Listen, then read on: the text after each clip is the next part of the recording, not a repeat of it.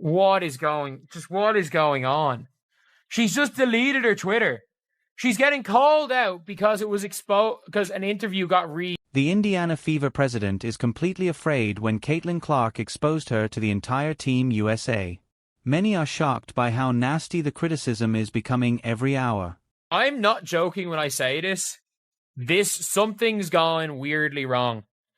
Like, we literally hired a freaking Chronically Online. But hold on. This is more than a single press conference or a popular film. The narrative is much more intricate. I have all the details as well. Before, and I will say it again.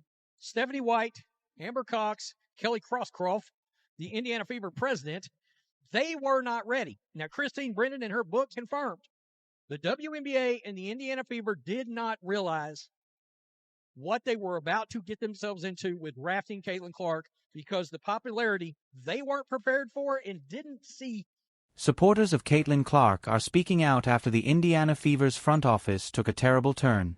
Suddenly, the youngster who has been filling arenas and turning the WNBA into a must-watch TV show is receiving criticism from the president of her own team.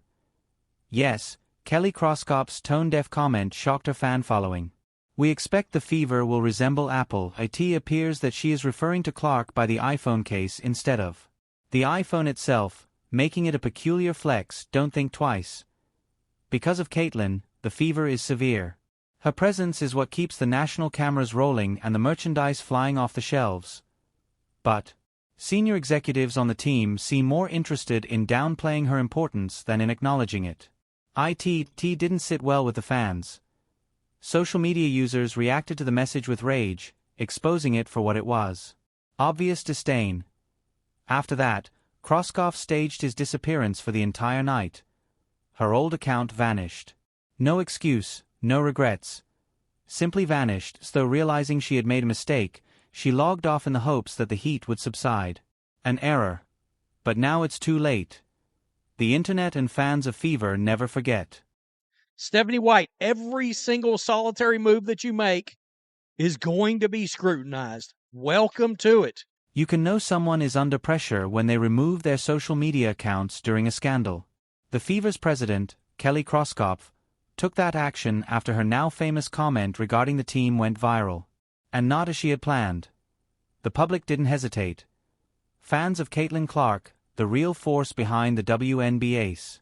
As soon as the video went viral, current success descended like bees on a spilled drink. Scolding Crosscroft for trying to treat her like a generic commodity using a commercial metaphor. Crew removed his previous account by Friday evening. Simply poof without making an effort to clean up, clarify, or say anything. Additionally, the effect of that quiet was far bigger than any public relations statement.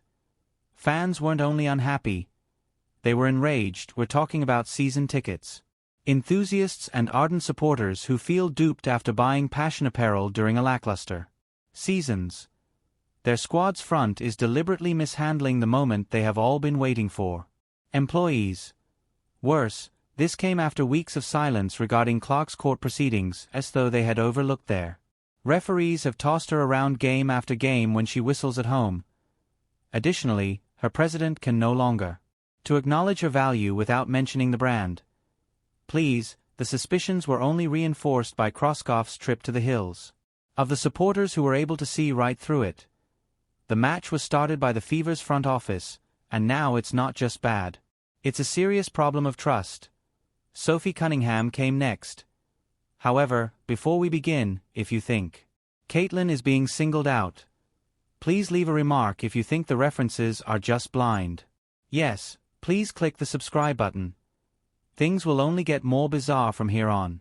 I would mess up all the time. Yeah. Like, I'm not saying that your job is easy, but when it is a simple call right in front of your face multiple times, what are you doing? in San Francisco. Tomorrow, you're on the Las Vegas Strip. What can the Las Vegas expect from Sophie? Oh, you know what? I'm just gonna be me. I don't go in there trying to predetermine anything. I'm dialed in. I need to focus on hitting my shots, making sure I'm executing the schemes right. I'm not focused on the extracurricular activities. And you know what?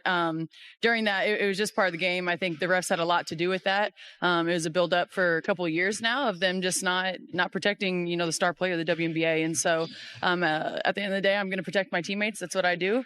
And I'm a team player. So the unofficial vice president of Try That on Our Court, Caitlin Clark, and her self-described bodyguard. Sophie Cunningham is the author of You'll Get Dropped. Her remarks were the only thing that ignited the league. Sophie went insane in the first episode of Show Me Something, her podcast. Her uncut monologue was straight out of a Netflix series. Nor was she merely targeting competitors.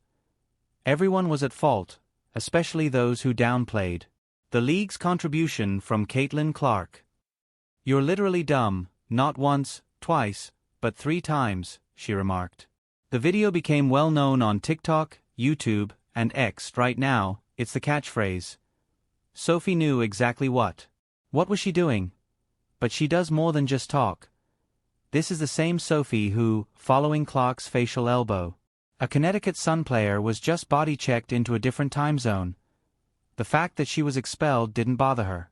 "I'll defend my teammates." "Do it," she ordered. However, this is where the complexity increases.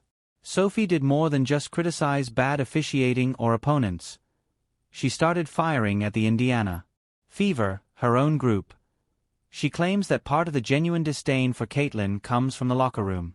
Some members of the squad are calling her podcast a declaration of war. Supporters have been tense. It's accurate. Viral hits and seasoned pros compete in other leagues than the WNBA. In Indiana, it's currently smoldering. Sophie isn't here to be kind either. She is here to ruin everything. Up. It wasn't a dirty play. It was an intentional foul, and it was meant to send a message. It turned into a scuffle, and I don't think anybody wanted that. But the way that the game went and how egregious the referees were and how they were not protecting players, and they especially weren't protecting the number 1 player in this league, the biggest draw in this league, which is Caitlin Clark, and they continue to not do that. To me, this was not a dirty play. This was making a statement because the referees didn't do their damn job. This would not have happened at the end of the game if the referees did their job during the first play. If the referees did their job, not just the first play, every single play leading up to that. If the referees had control of the game, that is their only job. The referees' first job, their number 1 job, is to protect their players. Like, I get it to a certain extent, and like every rookie coming into the league, that's how you're going to treat them. But there's just more. You will treat every rookie that enters the league that way, and I can understand that to some extent. However, there is simply more for her. Let's be truthful. Caitlin Clark is being beaten on the court. While elbowing, the referee remained silent. There were gouged eyes and body checks. Messages, fines, and breaking news notifications would have been sent out in the NBA if someone had made such contact with LeBron or Steph. But the action goes on after Clark is robbed in the W. Think about the May 24th Fever vs. Liberty game and the middle. Natasha Cloud rams Clark in a 2-point contest. A shoulder-down collision appears to be occurring. The referees stared intently. "Are you all serious right now?" Clark raised his palms and inquired in silence. Meanwhile, the Liberty cheer as the buzzer goes off. Sophie Cunningham didn't hold back. She mumbled, feeling like burnt mud again. "She has more," it said simply. "She's right. The brutal and boisterous pair." The standard is becoming increasingly inevitable. Instead of using violent defense, this is targeted disruption. Some competitors have even quietly acknowledged the existence of an underlying purpose. Make her put forth a lot of effort. But that's code for breaking her before she's too obvious, and that's exactly what's taking location. But Clark is not going to give up. She was left out of the league's improved hazing regimen when the officials did not make a sound. The alarm, she assumed control. Sophie is out there hurling shoulders and flames at the microphone as if it were her full-time job. This is more than a few bad choices. IT is beginning to gain more recognition. Oh, tell the truth. I'm starting to suspect a conspiracy. If you're still here, you know this isn't just a basketball narrative. Don't just watch. Take part. Then, such as, we want to sustain the growth and the interest level in the franchise. I mean, this is about the Indiana Fever.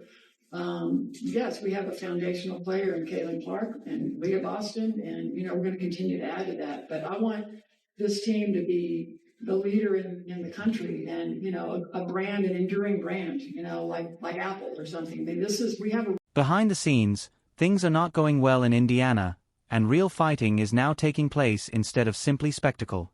On the one hand, the businessmen are trying to turn the Fever into a sophisticated brand like Apple. But athletes, fans, and even opposing coaches are aware of this. For a while, Caitlin Clark is the brand. However, this is when the temperature drops. Following President Kelly Croft's decision, things went south. To limit Clark's authority, this is Sophie Cunningham, who not only disagreed with her supervisors but also lost it with them. Moreover, this was not an emotional outburst that happened on the spur of the moment during the interview. Insiders claim that the podcast diatribe was a premeditated hit after the president's speech. Sophie did more than just make fun of the WNBA. She called out her own front desk in public and presented receipts. That's not irritation. That is rebellion. In all honesty, it exposed a severe identity crisis inside the franchise. Despite this, the Fever still wanted to create a dynasty.